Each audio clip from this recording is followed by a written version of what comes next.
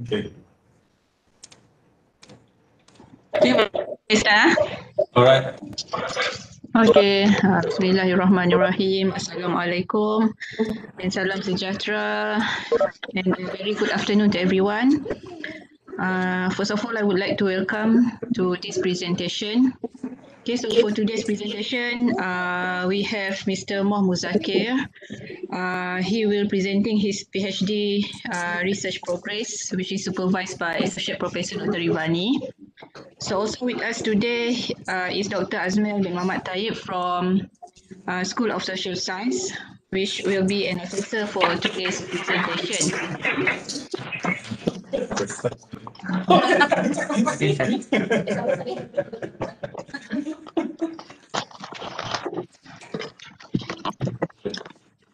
Okay, so without further delay, I would like to call upon Mr. Mudzakkir to deliver his presentation. Thank you, Dr. Daya. Okay, thank you and terima kasih Dr. Daya for the opportunity. Bismillahirrahmanirrahim. Assalamualaikum warahmatullahi wabarakatuh. Good afternoon, everyone, ladies and gentlemen. First of all, I would like to thank to Associate Prof. Dr. Bustami who gave me the opportunity to present my thesis, especially my pending thesis. Secondly, I would like also thank to Dr. Azmil and Dr. Daya and all friends who participate in this afternoon. Firstly, my title of thesis is Transformation of Muhammadiyah Higher Education in Post-Reformation Indonesia, 1998 till 2018, in a comparative study of two Muhammadiyah universities. Sorry.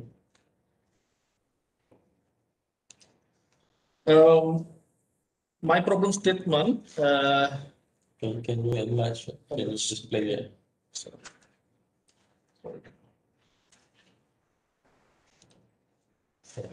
Okay. Can help me, Larry? Sorry. Can see this one properly. Yeah, thank you. Okay. Thank you. My research endeavor to describe emerging key events or issues within the organizational transformation in Muhammadiyah higher education institution for 2 decades. Also, the study examined the underlying mechanism of institutional transformation among two Muhammadiyah universities, namely Universitas Muhammadiyah Surakarta and Universitas Muhammadiyah Yogyakarta. Secondly, the study aimed to capture the patterns of organizational transformation of Muhammadiyah University comparatively. Theoretically, the study provides an explanation about how Islamic non-governmental organization or NGO built and transformed Islamic-based university in developing country. Thirdly, based on previous studies, there is no explanatory model of the organizational transformation of Islamic-based private university. This study filled the literature gap related to study of higher education and Islamic NGO in Indonesia and Southeast Asia.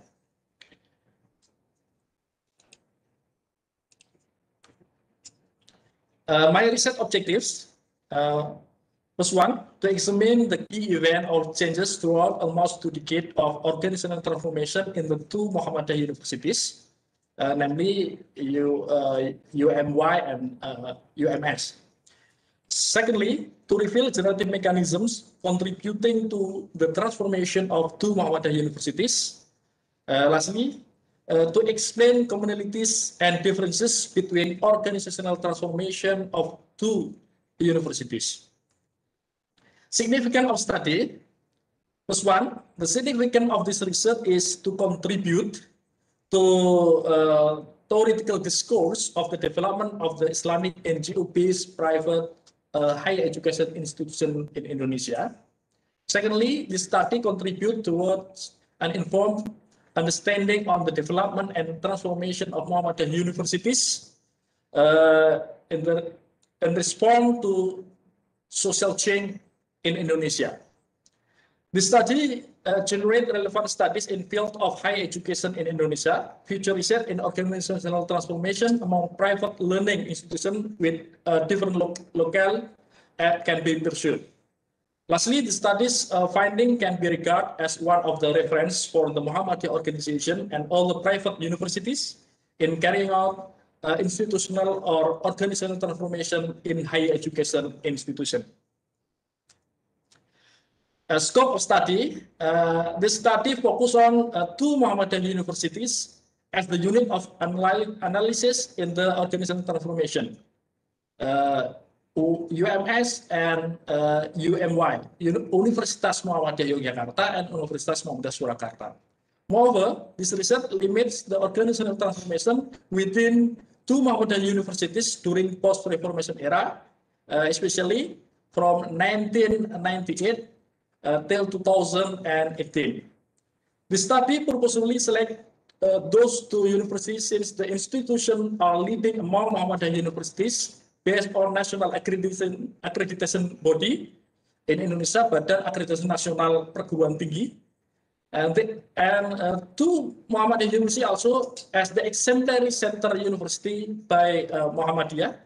Their strategic role in supporting Muhammadiyah movement located in two different cities and provinces that have a distinction in cultural and historical aspect. Regarding my thesis research, there are 4 literature review regarding this topic. First one is organizational change. Second one is organizational change in higher education. Third one is Islamic higher education institution in Indonesia. Last one, Muhammadiyah universities, Islamic NGO-based private university. In the last literature review, there is no, as I mentioned before in the significant study, there is no literature review that focus on the how NGO or especially in Indonesia Islamic social organization built the university. So in this study, we would like to fill this literature gap. The next, theoretical framework. In this study, the research employ 3 perspectives. First one is the institutional perspective. The institutional theory stresses environmental pressure and recognizes that institutional actor effect organizational choice in response to the pressure and demand of this actor organization adapt to survive. How the organization adapt and adjust with the pressure from external environment. Second one, resource dependence perspective. It emphasizes the significance of organization adapting the environmental change, dealing with uncertainties, and obtaining and retaining resources from the external environment in order to fulfill its self-interest and survive in competitive atmosphere. And the last perspective is dialectical and political perspective. This study, we see that the university as the organization, as a complex organization, can be studied as miniature political system. Referred to Belgrade, that his framework often referred to as an interest articulation model.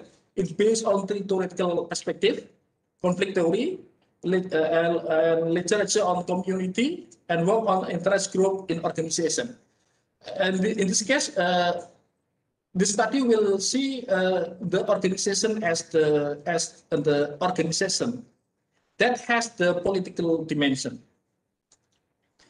And the next is a hypothetical model for this research. We can see that there is the figure that the research assume that reality consists of three realities regarding to critical realist ontology.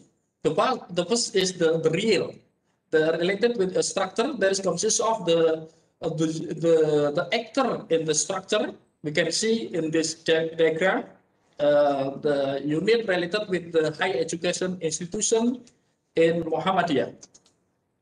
And second layer of the reality is the actual. The interaction actor in the structure will generate a generative mechanism in the actual reality. In this context, we can see that interaction among the actor will result in a certain issue. For example, there is a leadership in governance, academic, staff development issue, accreditation, internationalization, until the developing of the Muhammadiyah University. This the key event that emerges when the actor in the real reality interacts each other. And the third reality is empirical. The empirical is the manifestation, interaction, event, interaction, and the generative mechanism that produce the key event that people and society can see what happening in the reality. So the research methodology. The study employed the retroductive research strategy as a logic of inquiry. The fundamental problem of retroductive strategy is how to arrive at the structure and mechanism that are postulated to explain observed regularities. The research strategy adopted deep realist ontology with its three domains, as mentioned before, of the reality, the empirical, the actual, and the real. Thirdly, the logic of retroduction refers to process of building hypothetical model of structure mechanism that are assumed generating social phenomena. So the study is going to explain the structure and underlying mechanism that cause of transformation Muhammadiyah universities. In my research, there are a source of data and data collection. First one, source of data, referring to Norman Blakey. This study has the source of data from natural social setting as meso-social phenomena, and the unit analysis is organization, especially the university. UMY and UMS as case study. Key information from UMY and UMS, organizational document from UMY and UMS also. Data collection.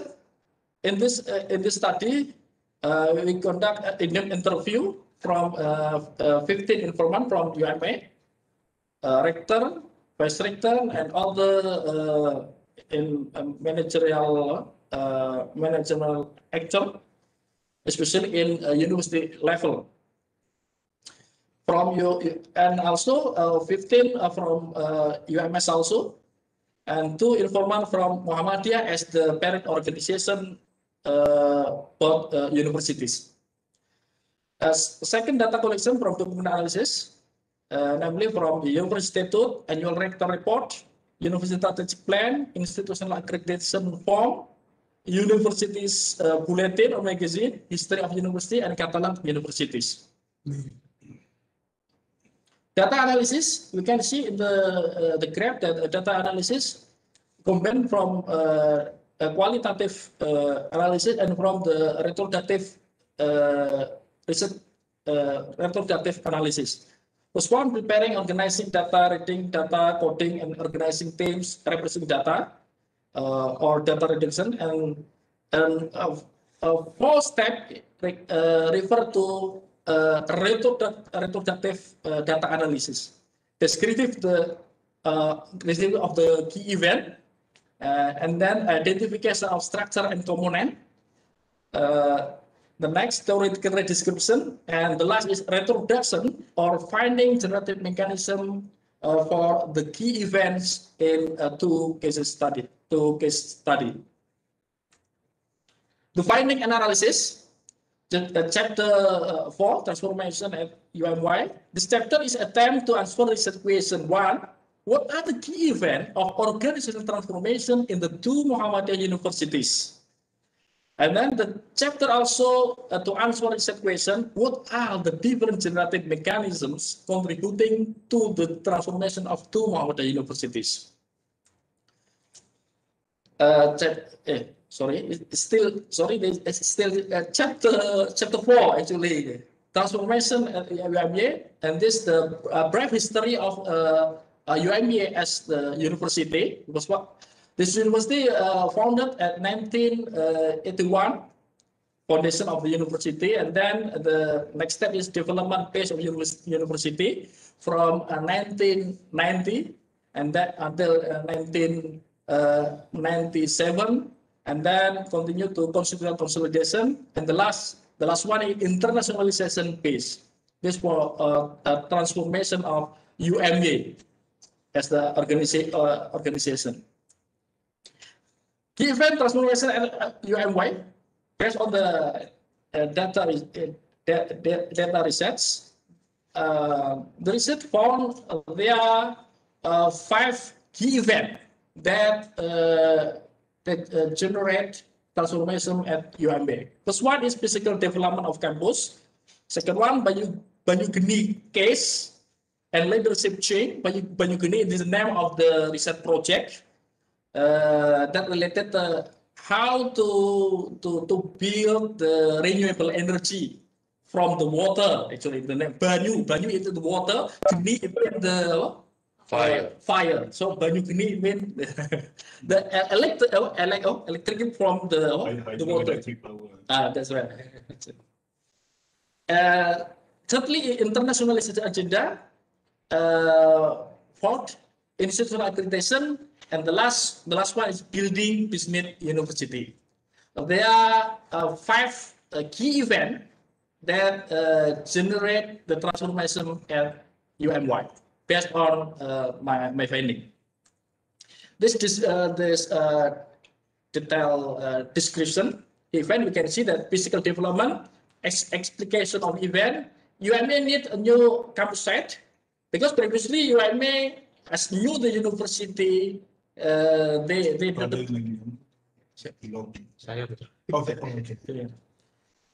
UMY need a new campus site, so UMY Sorry. Can they come in lah? Yang Webex tu ada masalah kan? actually they can. Okay, alright. Okay, Alright. thank you. Sorry, No, UMY need a new site as the new university. UMY previously they didn't have the represented campus, so they need to look for the new site as the represented campus. So they look for to land acquisition, but unfortunately they lack of financial resources to build to find the new site and to build the campus. So the university mobilized resources to establish new integral campus, and then they can establish a new integrated campus in a new site. In this event, the research found there are 3 generative mechanisms. The first one is social networking mechanism, because as your university previously, UMY don't have the financial resource. They're using the social networking, especially Muhammadiyah social networking, to generate the financial resource to help them to build. And Muhammadiyah, there is the concept of ta'awun, is help each other. So UMY asked to the other established university at the time, such as the UMS and UMN, just Muhammadiyah Malang, to help them. Unfortunately, the financial resources still not enough. So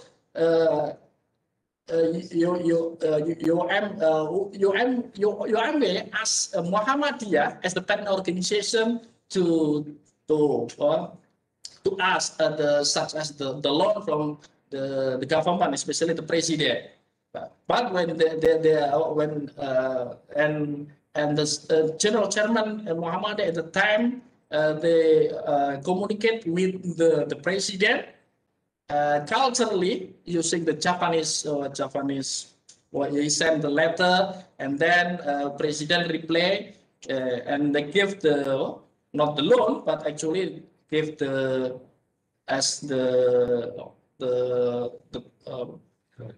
grant for the Muhammadiyah. In this generative mechanism, I using the cultural mechanism that help UMW possible to build the new campus, because there is the generative mechanism through Muhammadiyah leadership that help UMW possible to build this event, especially the physical development. And the second key event is Banyugeni education event. The rector at the time rector initiated research collaboration with the private institution. However, there's the controversial research on renewable energy in the time, because there is debate among the faculty, member faculty at UMY, because the research is still debate among the scientific community, not only in UMY but also in academia. But rector still insists to pursue this research, and as a result, the UMY was deceived by the private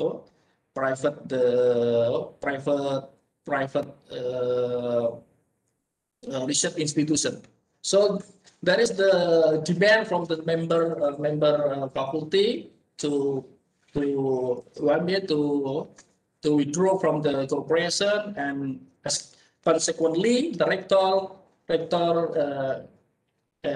dismissed from the position in the time. So there is the change leadership and publicly UMY there is the social distrust to UMY. So generative mechanism in this key event is the reputation building mechanism, because the rector through the rector research collaboration will uphold the UMY as the research institution. But in fact, this situation lead UMY in a bad situation. So there is also the mechanism, conflict mechanism, because there is the debate among the member faculty at UMY that oppose this research, the rector initiative. And even there is the conflict, the situation can be managed. Because there is the Muhammadiyah institutional logic mechanism. Because there is debate that unsolvable. So the Muhammadiyah as the parent organization can take the responsibility to solve the problem in the UMY as a university. It called there is the Samina Watona, when there is a parent organization already decides in certain policy, including to solve the conflict in this case in Banyugeni. And the next event is international agenda. There is the relation Banyugeni and international agenda. After Banyugeni case, the UMY enrollment dropped, because there is what called the bad consequences after UMY deceived by the private research institution. Consequently, the legislative UMY would like to deal with this problem. One of them is the international agenda. How to build public image as university. Internationally, one of solutions that offered by UMY. UMY participant in international of higher education. one of them is the first is UMJ participant international of higher education. UMJ also create international program for undergraduate, international program non-degree such as UMJ also established. It called Mahathir Global Peace, cooperate with one of the international NGO to create the to how to build collaboration in international agenda. And also UMJ using tagline Young and Globalized, Muda and Mendunia, represent institutional commitment to support international policy. Also, UMJ also to create what we call the internationalization, supporting World Peace Campaign driven by Muhammadiyah. Support Muhammadiyah to Muhammadiyah role in Southeast Asia, such as mediating conflict in Thailand and southern Philippines. As university under Muhammadiyah, we also participate in this agenda. From this given, the research found that there are several genetic mechanisms that generate this event. First one is institutional isomorphism mechanism. Second one is institutional entrepreneurship mechanism. The next key event is institutional accreditation. UMY adopted quality assurance institutionally. University obtained A accreditation by National Accreditation National Accreditation Board of Higher Education in national level. Also, UMY participated in international accreditation. UMY was appointed as companion university for other university because UMY already accredited A. So that's why UMY has responsibility to have the other Muhammadiyah University and the other private university. And in this key event, there are 3-4 genetic mechanisms, actually coercive mechanism, regulative mechanism, and mimetic mechanism. Sorry.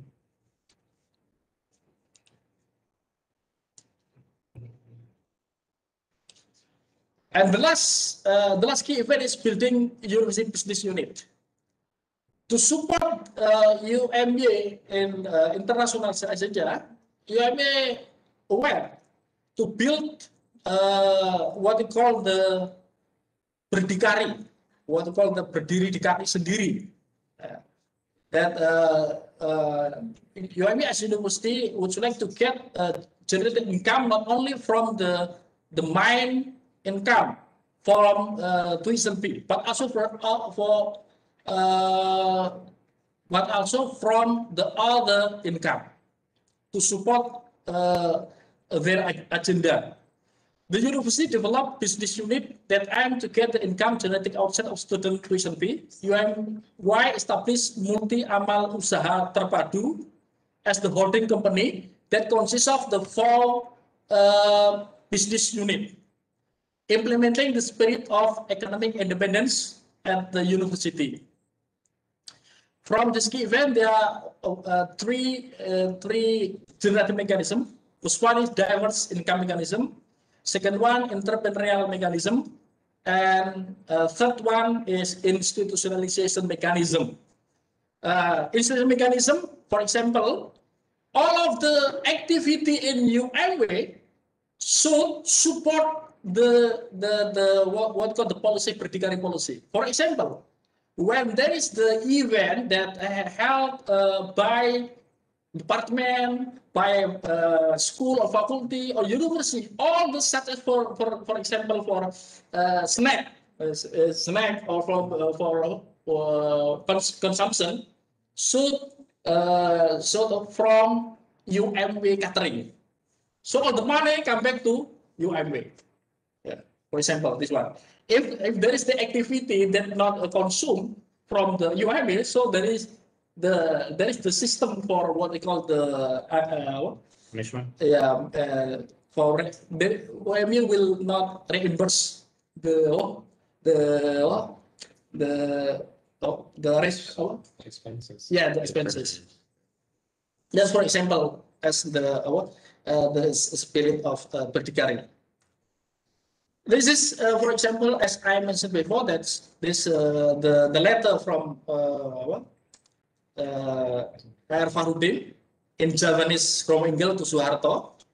But actually, I don't understand fully. But I asked to my big brother know the Kromo Inggil, so they translate to.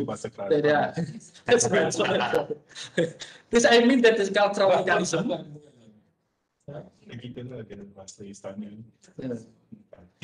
Okay. This we can see. Actually, this Soeharto, this smiling general. Actually, this smile and the middle is the Pak R. Farudin, and I think Dr. Azmil know the side is the Munawir Zazali. The progressive Minister of Education, religious at that time actually. So what is the letter in Bahasa Jawa, but I don't understand fully. But so that's why I need a translator. Adi. R. Farudin.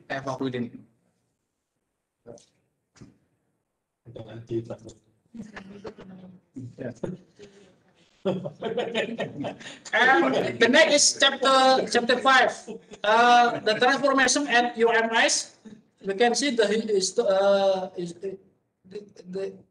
other historical step of the UMS was one foundation, and second one consolidation base, development base, institutional strengthening, and the last one is strengthening national and international reputation. Different with UMBA, UMS previously two higher education institutions that merged to one university. The first institution is the Islamic Muhammadiyah Islamic Studies Institute, and the second one is the Institute for Teacher College Muhammadiyah Institute for Teacher College, or IKIP, and EIM, Institut Agama Islam Muhammadiyah Surakarta, and then merged to become UMS, Universitas Muhammadiyah Surakarta.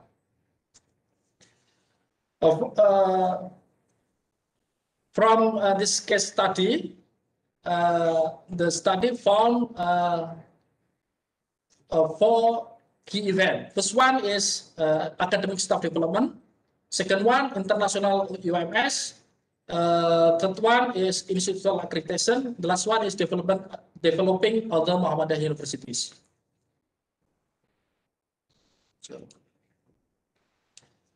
Academic staff development. UMS sent academic staff to TPSDB, Technological and Professional Skill Development Project, that held by ASEAN Development Bank and Ministry of Education Indonesia. Actually, this competitive grant, UMS, because UMS actually has the plan to develop the academic staff. Unfortunately, UMS didn't have the financial resource. So UMS participated in this program, and UMS as the top recipient, TPSDB that send academic faculty to overseas university.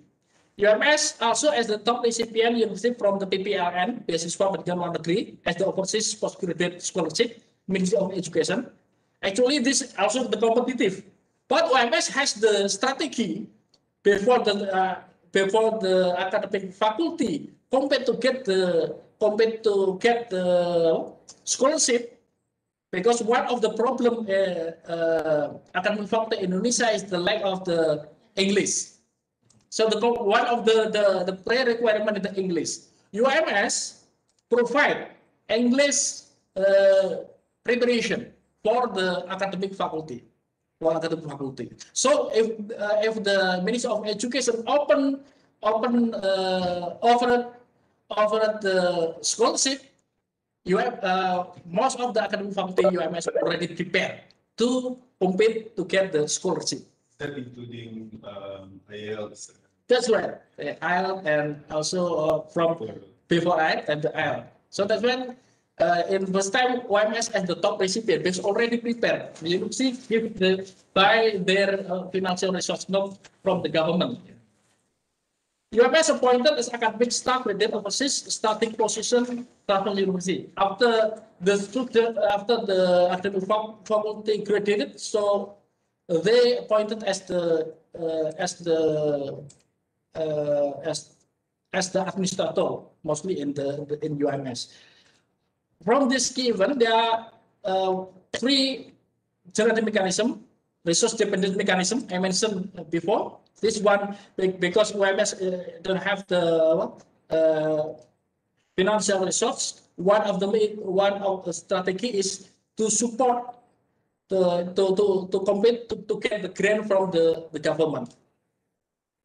And institutional entrepreneurship, it refers when UMS support academic faculty for preparing the English to get the scholarship that offered by the government. And third one is institutionalization mechanism, and that this practice institutionalized by UMS. Every new recruit the new academic faculty, they should has the English requirement, and then if they don't have if they don't hold the PhD degree, so they will facilitate to get the scholarship. This one of I mentioned as the institutionalization mechanism. And the next key event is internationalization. There is the relation academic staff development and internationalization, because many academic faculty UMS graduated from the overseas university, so they influence how the university to internationalize. There is influence from the academic faculty that mostly graduated from overseas. Lecturer who graduated from overseas campus became actor of internationalization at UMS. UMS established international program and collaborated with foreign university, such as double degree. UMS established institute for scientific publication development for accelerating of international publication. Academic staff publication impact on international ranking UMS is one of the private universities that include list of the key export university, top 10 university in Indonesia, actually. Internationalization UMS as part of internationalization of Muhammadiyah. The UMS not separated themselves as part of the Muhammadiyah agenda. There are three generative mechanisms that generate key event. Assumption mechanism, institutional entrepreneurship mechanism, and the one is Muhammadiyah institutional logic mechanism. The next key event is institutional accreditation, sharing leadership orientation related to accreditation of study program from the leaders' creativity to institutionalization. UMS institutionalized quality assurance by establishing quality assurance agency, good quality assurance and institutional accreditation. UMS also as university that achieved the A as the private university. UMS as benchmarking university, as supervisory university, and obtain autonomous managed research fund from the government. There are two generative mechanisms, institutional isomorphism and institutional interpretation mechanism. And the last key event is developing other Muhammadiyah University. As established Muhammadiyah University among Muhammadiyah University, UMS has responsibility to help the other Muhammadiyah university. UMS have to merging to Muhammadiyah College in its Kalimantan. UMS has strategic role in establishing University Muhammadiyah Kalimantan Timur by support not only human resources but also by financial resources. UMS support both human and this is already. So this key event generated by institutional entrepreneurship mechanism, and two is institutional logic of Muhammadiyah, because this very readily for private university to build other Muhammadiyah university, because UMS has the institutional logic that UMS would like to other Muhammadiyah university in Eastern Indonesia also has the what's called the opportunity to enhance. Also, there is the mission of the Dakwah Muhammadiyah through the Muhammadiyah Higher Education Institution in Kalimantan. So that way, UMS support UMKT, Universitas Muhammadiyah Kalimantan Timur to develop. And the last one is developing other Muhammadiyah University. UMS also as an initiator to establish Muhammadiyah University in Malaysia. Because this UMS respond to policy of internationalization of Muhammadiyah. UMS would like to interpret internationalization Muhammadiyah that run by Muhammadiyah as parent organization by established Muhammadiyah University. The Muhammadiyah very supportive the idea of plan of establishing Muhammadiyah campus in Malaysia by appointed UMS as the coordinator, and then UMS invite Muhammadiyah or the other university to support this initiative. The Malaysian government welcome the establishment of UMAM in Perlis. Actually, they will be built in Perlis. This event generated by institutional entrepreneurship mechanism. UMS see the opportunity how to there is the opportunity from the Muhammadiyah that run the international policy, and in other hand, moreover, UMS also they see opportunity that the Malaysian government also offer opportunity for a foreign university to establish in Malaysia. So I mean this generated by institutional entrepreneurship mechanism. And also the second one, when the UMS invite the other university to join to establish university, because UMS, if they establish by themselves, so it's very heavy. So that's why they using Muhammadiyah logic, what we call the ta'awun, to generate human resources and financial resources to contextualize, to establish, to support this initiative. And third one is social network mechanism. Why UMS confident to establish Muhammadiyah University in Malaysia? Because actually there is the strong relationship among the some of the initiator of UMAM, also from the academic from Malaysia that has strong relationship with UMS. So there is the I call social network mechanism also.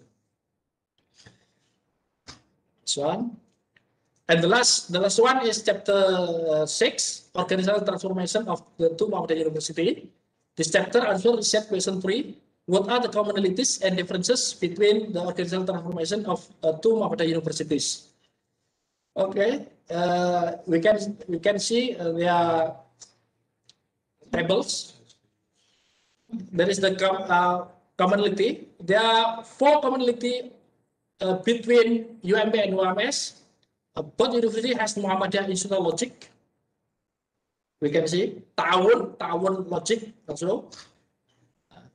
And second one, university accreditation and quality assurance, because this because this key given our commonality, both university has pressure from the external environment, especially the higher education environment.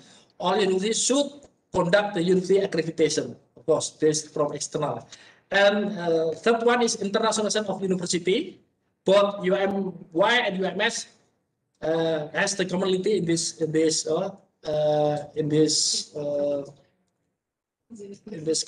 commonly. The first one is why we support Muhammadiyah international policy in building peace in Southeast Asia. Also UMS, and then the last one is institutional entrepreneurship. UMA also initiate the institutional entrepreneurship by build the what called the business unit university. UMS not build business university, but support the other university to develop this commonalities to universities. And the last is the differences of the organizational transformation of the universities. UMA internationalization as strategy also as the goal of higher education institution. But UMS see internationalization as strategy of effort to improve the quality of higher education. This is different. UMA not only the goal, not only the strategy, but also goal.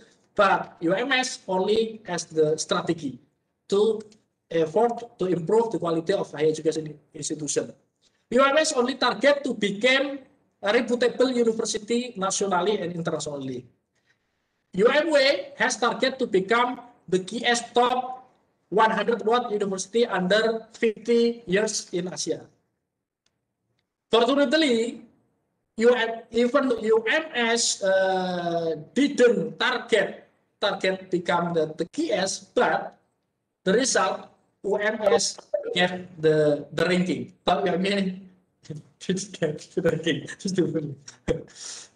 The institution of academic publication. UMA did not institutionalize academic publication affair in particular institution, but UMS institutionalized academic publication into particular institution that focus on the developing academic publication. That is the special institution. UMA not established as the different institution. UMA placed publication as part of division of Institute of Research, Publication and Community Service. And the last, UMA became manager of the or host the Academic Association of Muhammadiyah Higher Education Institution, National and International Academic Association. But UMS does not develop journal with scientific association, but focus on more on developing journal by itself. Developing other Muhammadiyah University, UMA is involved as companion university not as far as UMS is involved in managing and turning other university into satellite university. But UMS committed to supporting the development of other Muhammadiyah universities by involving them directly, such as when UMS support financially and human resource and financially to UMKT, Universitas Muhammadiyah Kalimantan Timur in Samarinda. UMS only as a supervisor for other Muhammadiyah university to share experiences in university management, but UMS fully support human and financial resource in satellite campus development. Even place the former rector UMS has become director of UMKT. UMW prefer to help other Muhammadiyah University by providing human resources assistance, quality assurance system, and financial loan assistance to universities within Muhammadiyah. UMS become the initiator and activator in realizing the establishment of the Muhammadiyah University in Malaysia. These three differences between UMY and UMS. And the last part, theoretical implication. Research on the development of Islamic higher education is more focused on the development of Islamic public higher education institution has been done by such as Jabali, Azra, Ronald Lukenbull, for example. This research will gap the study of the development of Islamic private higher education in Indonesia. This thesis indirectly deny wealth view that Muhammadiyah University is affiliated with Islamic political party. This study show that Muhammadiyah, even also NO actually, affiliated with as the social organization or Islamic movement, not the political party. So I see that wealth is not very detailed, looking at the differences with differences among the political organization and social organization.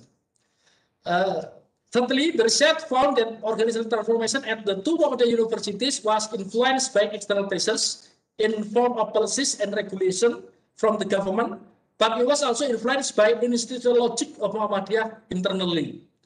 This study showed that institutional logic of Muhammadiyah, which is based on the value of progress, change, and ta'awun or solidarity to help drive the two Muhammadiyah universities swiftly adapt to the change in government policy regarding higher education.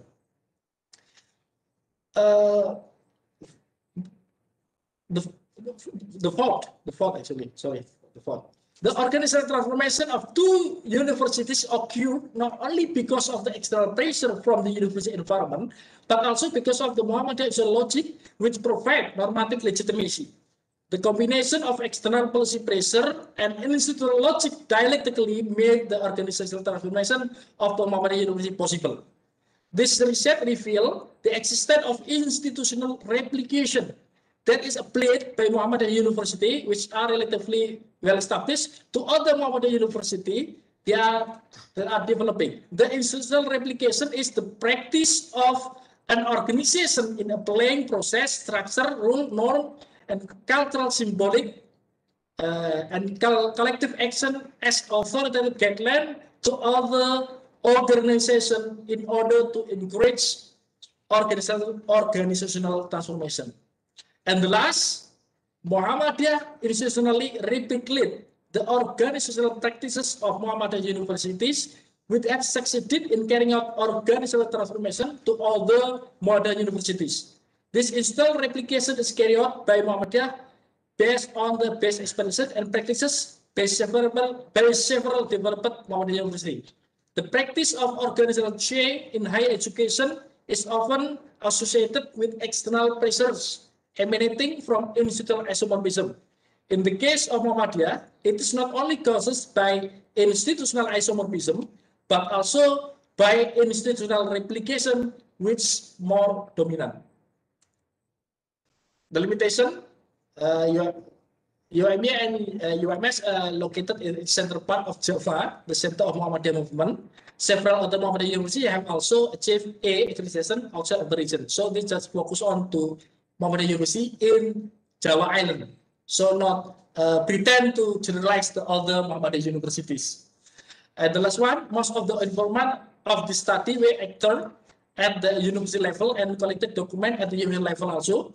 As a result, this research does not cover much of institutional transformation at the faculty and department level, as it focuses on organizational change at university level. Matur terima kasih, syukron, thank you. Mohd.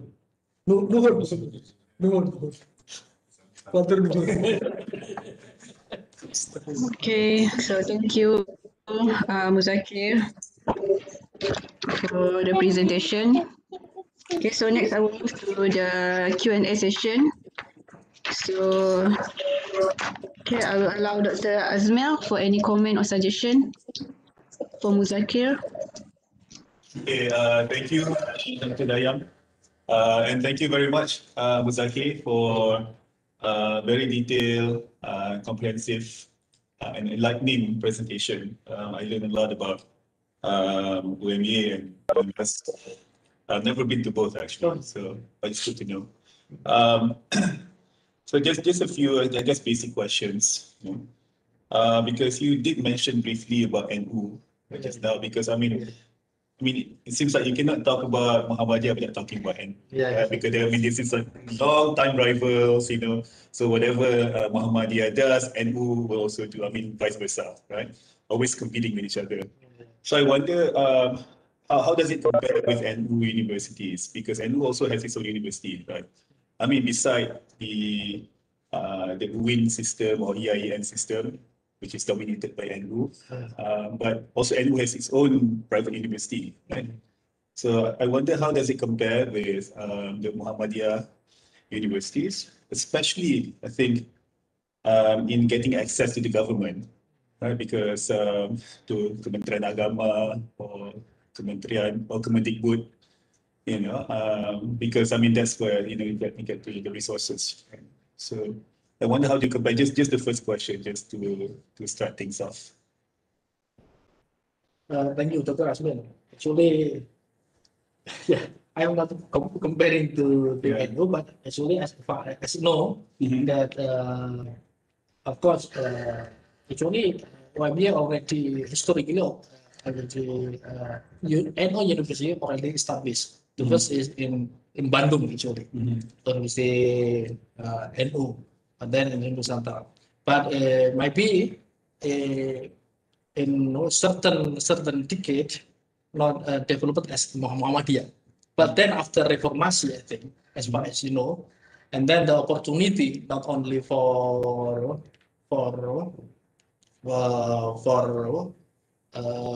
all the private university get what's called the opportunity to establish university. This the time that after Reformation there is the opportunity not only all the private university, even Muhammadiyah. Based on my what is it? I'm not mentioned in this case. I looking at the development of the Muhammadiyah University, the number of university, the rise sharply after Reformation. Also, also. Because I was actually going to ask you about the selected time period. So why after 1998? Why between 1998 and 2018? So is there a specific reason why after 1998? I mean, because we know that there's a critical juncture in Indonesian history, right? So that's because of the Reformasi. I wonder if there's any other reason, maybe because of the decentralization law in 1999, for example, that allows for this kind of transformation to take place?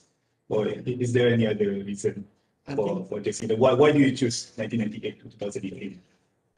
I choose this time period because in this time there's I found this the crucial event in the for Muhammadiyah, I think, and for two Muhammadiyah universities actually, based on my finding, because there is the crucial moment.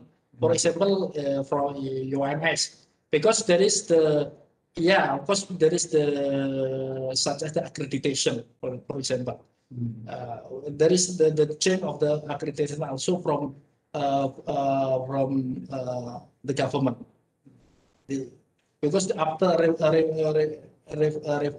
Reformation, several regulations enacted by the government, and the change accreditation. For example, the accreditation previously for private university, they should apply to Ministry of Education.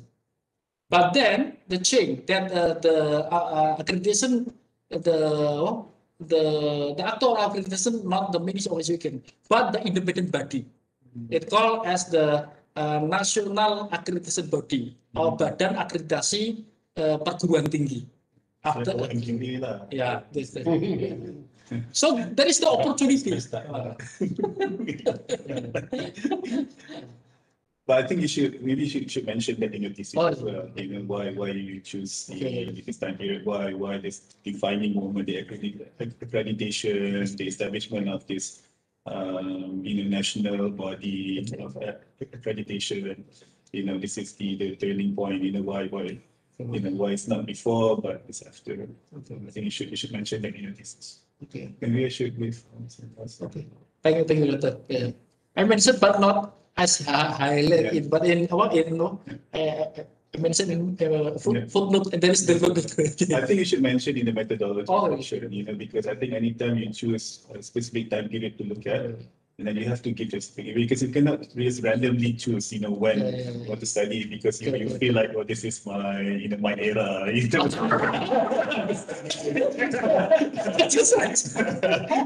Because I like the songs, from I want to choose this, from the 1998 onward, any songs before 1998 sucks, I like Peter Pan, I like, so I think you need to put that in your methodology, saying that why you choose, this time period. Okay, yeah. Thank you. Actually, the seldom that we can put the temporal justification, right? You only put the kind of a geographical justification, not a temporal. Yeah, because some people maybe, there are different reasons why you can justify choosing certain time period. One is because of certain defining moment, right? That happens. And also just limitation of your research, because you cannot find enough empirical data before a certain time, because the government maybe, I don't know, because the data are not well kept, not digitized, or maybe I know, like in Aceh, for example, I did I spent some time researching in Aceh, because when I went to the archive, Archive, right? Yeah, I went there, because a lot of things got wiped out by the tsunami. So it was yeah. So it's just that you cannot find a lot of things before 2004. Or you even you find them, it's badly damaged. You have the water stain and all that, right? So sometimes there's a limitation of that. Yes. So I spent some time in Archipelago in Banda Aceh. So you have that limitation as well. So I think you need to justify. There are reasons. At least give some reasons why you choose that. So because it's not just random dates.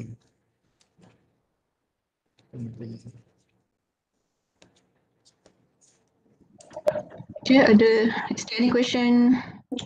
Is there more question from Azmil? So the Azmil, Ada lagi soalan tak Azmil? Maybe later. I say I don't want to monopolize the discussion.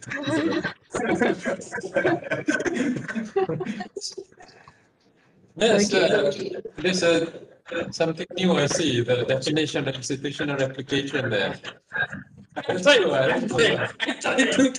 can you explain a bit more on the institutional replication? There's a theory building, I like that. I like that.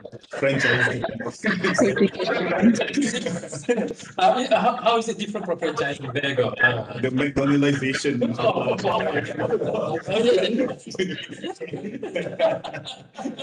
This is almost a contradiction. You should find that complimentary sangat. Tak bisa ni? Enggak. The one way je. Share aja. Any question from anyone else there? Is there any question from anyone in here in WebEx? Okay, we have Salma here, Marian, Abdullahi, Mohammad. Then we have Muhtadi also. Okay, if you have any question, just you can interrupt me. Stop. Sorry. Yeah, institutional replication. Can you explain a bit more there? Okay.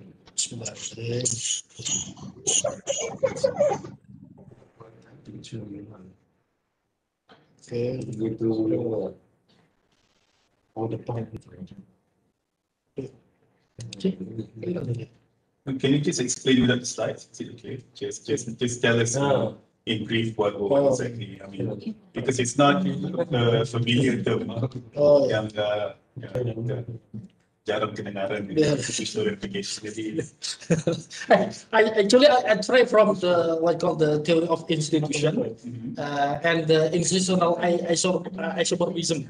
Isomorism and institutional institutionalization. Because there is when institutional isomorism, when the organization imitate the other organization to their practice.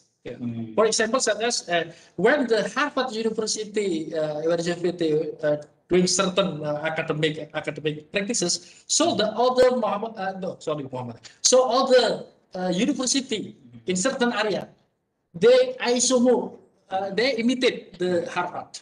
So there is the two organization, but institutional replication is one organization that consists of the what we call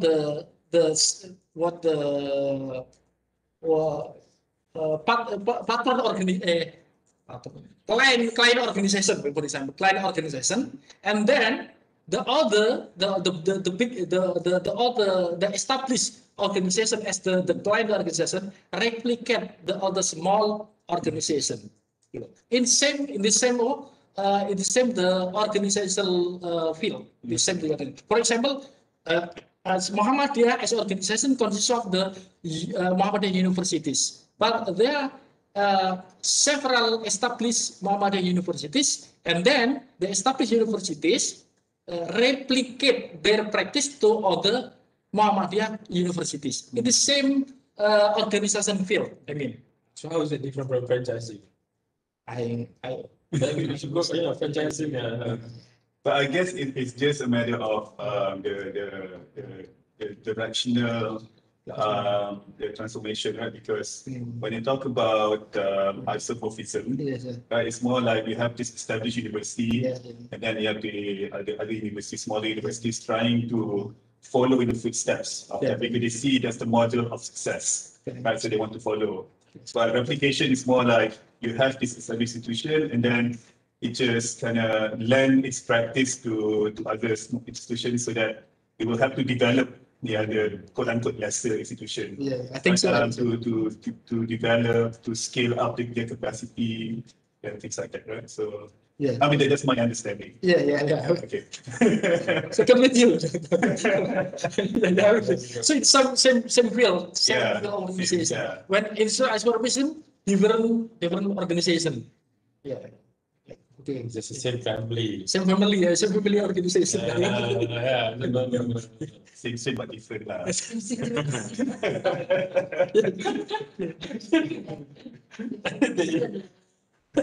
You gotta put the la there, then it's Nusantara.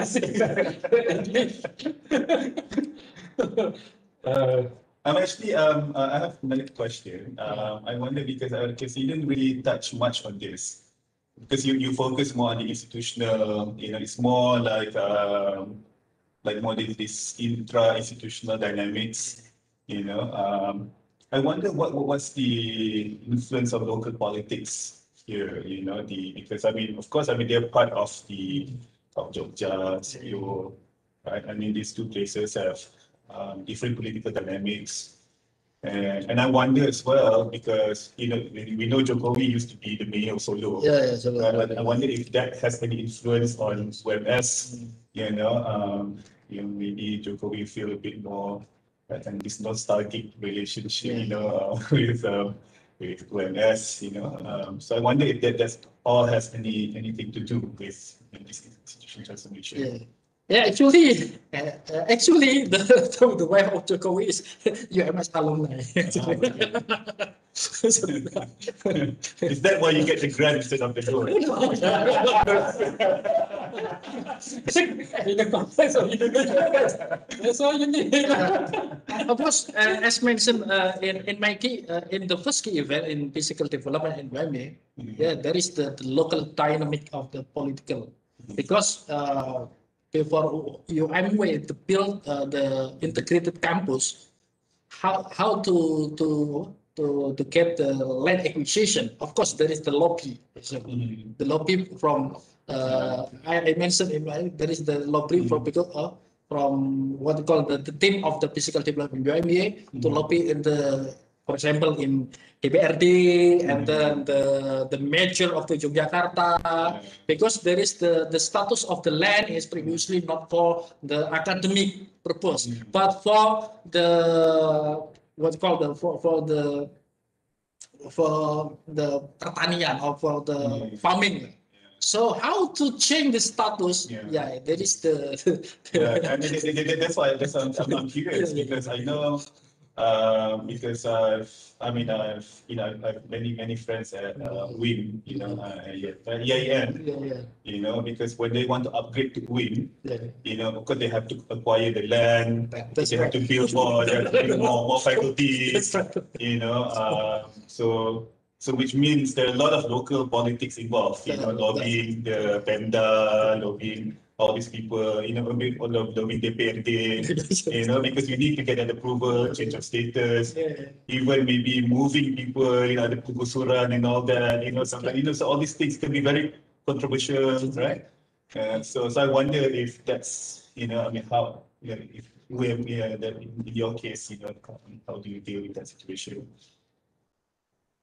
It's interesting, yeah. I mentioned in physical development also, how the process to, the first one is the land, change the land status, and second one is the land acquisition. How not only for the government authority, but also for communicate with the society. How they communicate culturally. They invite and what we call the selamatan, if Muhammad is not doing the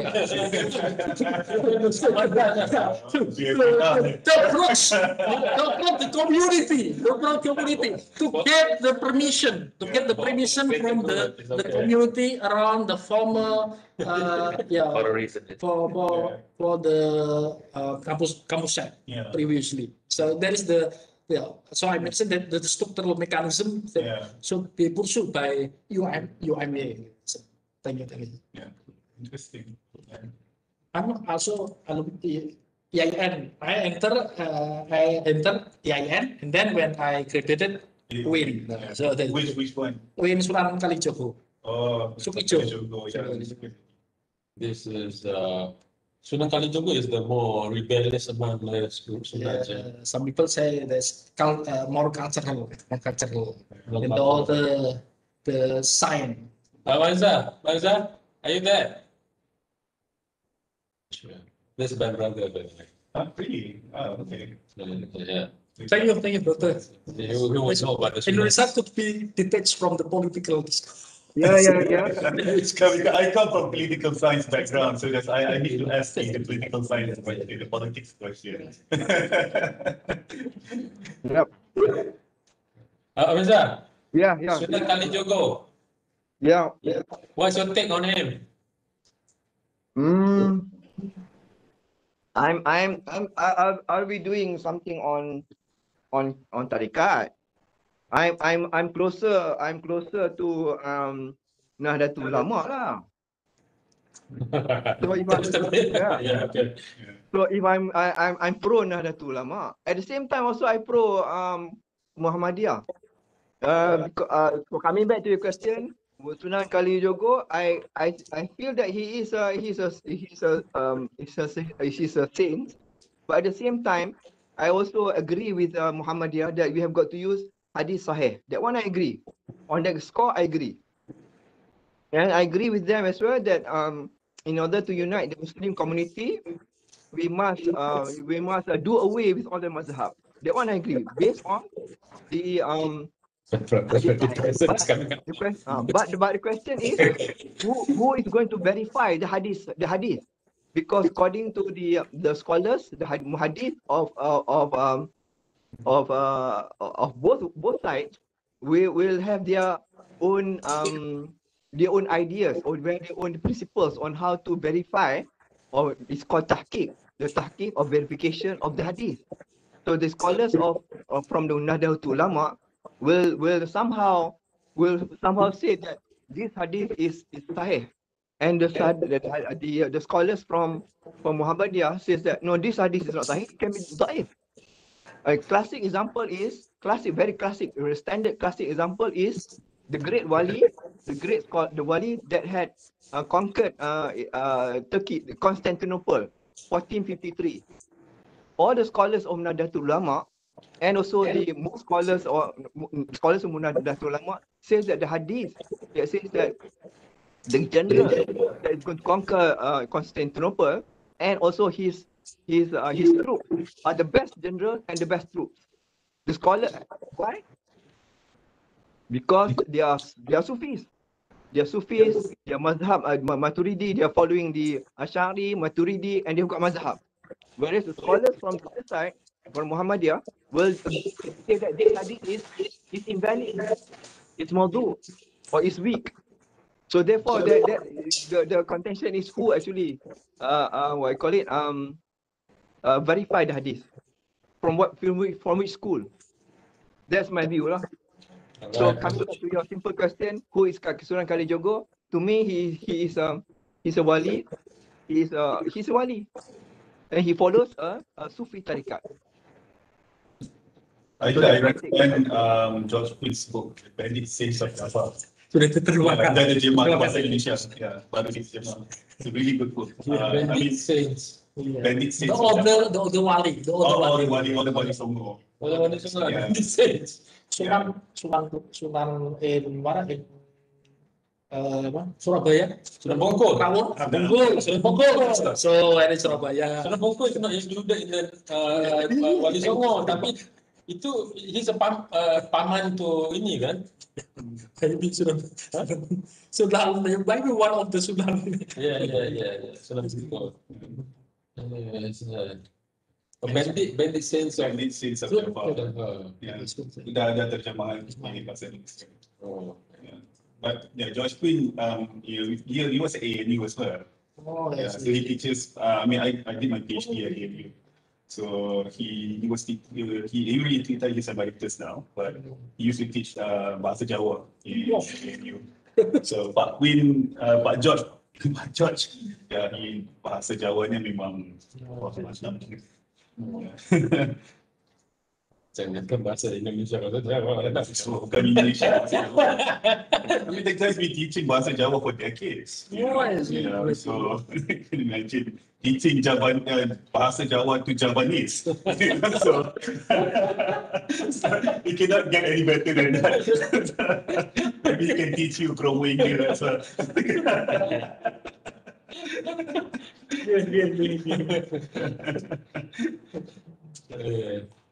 I'm curious how's the director is appointed with the Universitas Muhammadiyah system. Correct.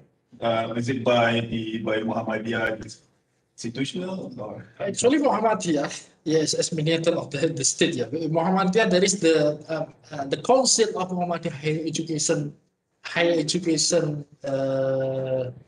Council of Muhammadiyah Higher Education. That's called Majelis Pendidikan Tinggi. And then there is Majelis Pendidikan Dasar dan Menengah. Council of Muhammadiyah Elementary and Secondary. And that direct the Muhammadiyah Higher Education is the Council of Muhammadiyah Higher Education that manages all of the Muhammadiyah University. And they not only they, but also they give the what they call the empowerment also from the for the Muhammadiyah higher education, also to help the Muhammadiyah university that could not well established, maybe that is coordinated by this council. But the rector actually there is the electoral this process from the above, and then the decision is still from the center board of the Muhammadiyah Higher Education. But the council just help the council of central board of Muhammadiyah Education. Jadi langsung pimpinan pusat Muhammadiyah. All of the Muhammadiyah University under central board of Muhammadiyah. But the daily management, there is the Majelis Pendidikan Tinggi Muhammadiyah.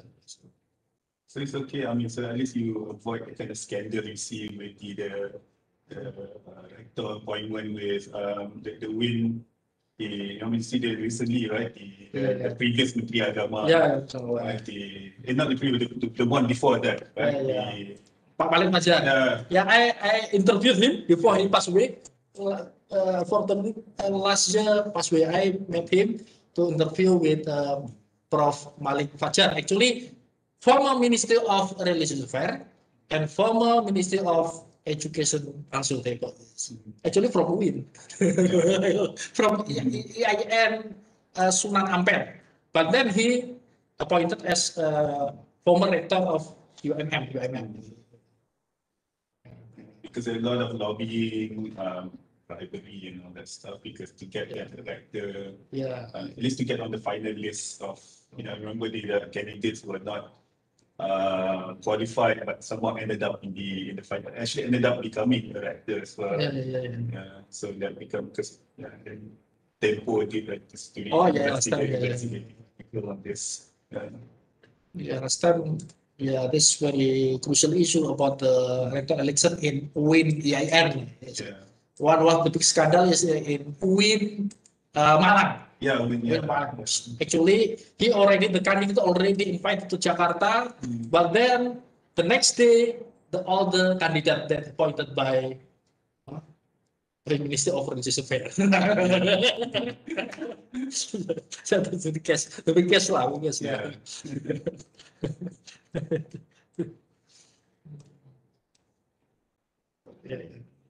And unfortunately, the rector is not from the UIN Malang, but from UIN Surabaya.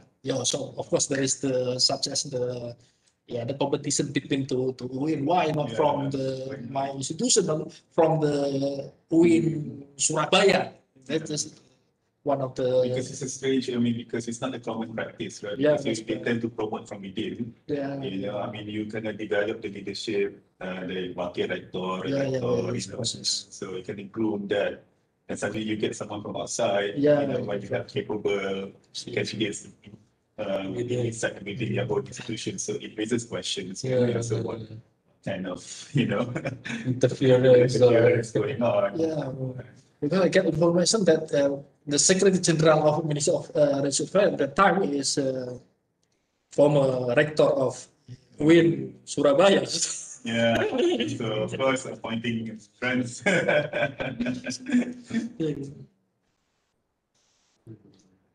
But speaking of politics, I wonder if there's any relationship. If PAN has any influence on this thing, because people also associate PAN with Muhammadiyah. But I know there's not really. PAN bukan.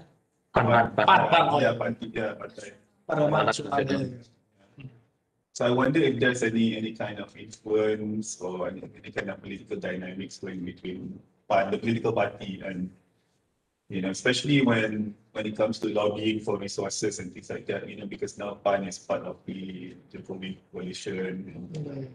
There's like something going on. Maybe like NU can lobby PKB. Thanks, Dr. Azmil. Actually, there is in Muhammadiyah is not. Of course, there is culturally PAN close with Muhammadiyah because the founder of the PAN is the former chairman of Muhammadiyah. Yeah, that's right. But practically, we can see there is the Muhammadiyah Higher Education, Muhammadiyah University has the different the pattern. For example, Universitas Muhammadiyah Malang, they tend to close with the PDIP because the former Minister of Religious Affairs, Malik Fajar, Minister of Education, Minister under Megawati.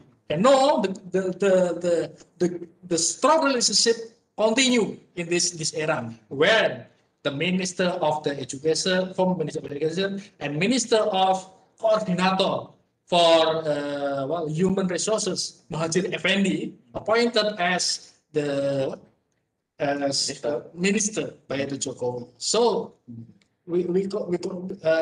I would say that we could generalize because university, even the university has has the political or different orientation because Muhammadiyah endeavor to university to close with a certain political party, but UMM close to the PTIP. Maybe I think because the relationship was already developed long ago. Yeah, right? that's right. Because when you look at these politicians, you have to start from somewhere. That's right. They start from the local level, from mayor of the party, and a member of the Ph.D. Right? So maybe the university already started a relationship when they were still local politicians, and then when they move out to the national politics, so they still continue that. Right? So maybe like UMM, because PDIP is a strong base, right, in Jawa Timur. Right? So maybe that's another reason. Jawa Timur atau Jawa Tengah? Jawa Tengah, and part Jawa Timur in Malang is Jawa Yeah. Malang yang PDIP. Of course, there is the contestation also among the. Jokowi won. But actually, the Azmil, there is internal competition among the Muhammadiyah universities to get legitimation from central board. For example, when they get the minister, of course, they propose the former rector, but the last decision is in central board university. For example, when there is the two candidates for Minister of Education, former rector of UMS and rector UMM. Of course, there is the there is the lobby like you mentioned. The social capital might be more in former rector UMM because previously there is the rector. Even the former rector UMS, same city with Jokowi, but there is the what we call the long relationship could be strong or strong influence.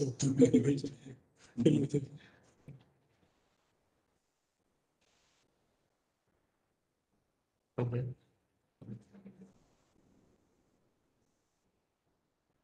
Dr. Dayang, maybe you have some pointers as well. More coming also. Yeah, it's quite a long discussion with Dr. Azmil. I'm not sure which one did I interrupt in. I just have one question, which is Mudzakkir, you have mentioned about the ta'awun concept, which is held by these Muhammadiyah universities. Yeah. And they are moving towards or already in the internationalization phase. And from your point of view, are they able to uphold this ta'awun concept in this modern era technology?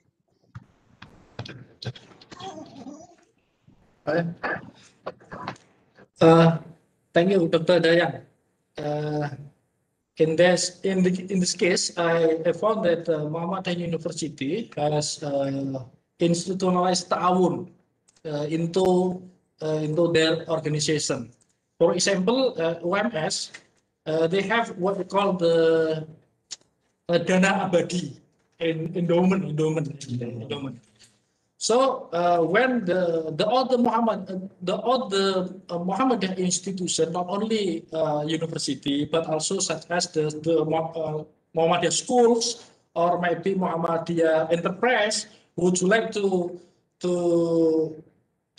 get loan from the endowment? So UMS will help them. The different procedure when they get credit from the bank. This one way that UMS provide for other Muhammadiyah institution. And additionally, both UMS and UMW also contextualize that Muhammadiyah help what we call the peace and resolution conflict in southern Philippines and southern Thailand from 2000 and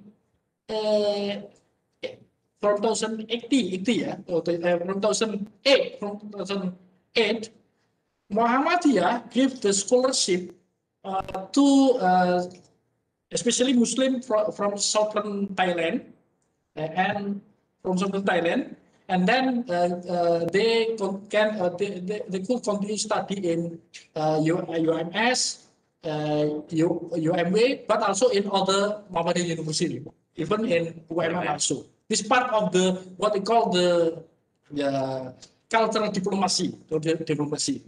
Diplomasi. Itu tahun in international level. Even in Rohingya, Muhammadiyah also Muhammadiyah support called the international Muhammadiyah initiative to help for humanitarian aid. This is how to contextualize tahun saling membantu lah, saling membantu in bahasa, or might be even also we can interpret as gotong royong in good way, gotong royong in good way. As based on my finding in this case. Thank you, Dr. Dayang. Okay, thank you, Mudzakkir. I think that's all from me. Just have one question.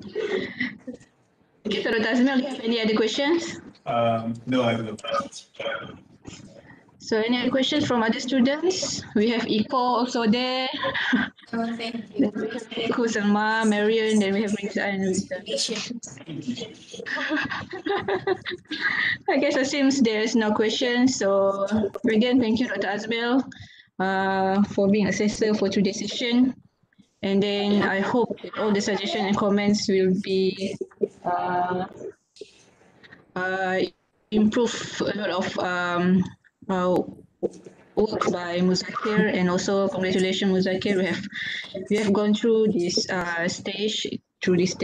So if there is no questions, so we will end up here. So maybe we can meet in another session with I think Lee Chin Yu by next week on Thursday, okay, which is the proposal defense supervised by Dr. Tang Shofun. Okay, I think that's all from us now. Assalamualaikum. Waalaikumsalam. Terima kasih.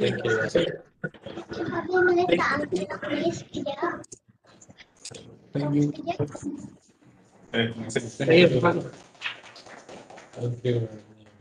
So what stage is this right now? This is the, I mean, you're already writing, or is it just the post fieldwork? Already first draft. Already first draft of the thesis. Yeah. So you mean you've written the whole manuscript already? Possibly coming up to the second one of the new one.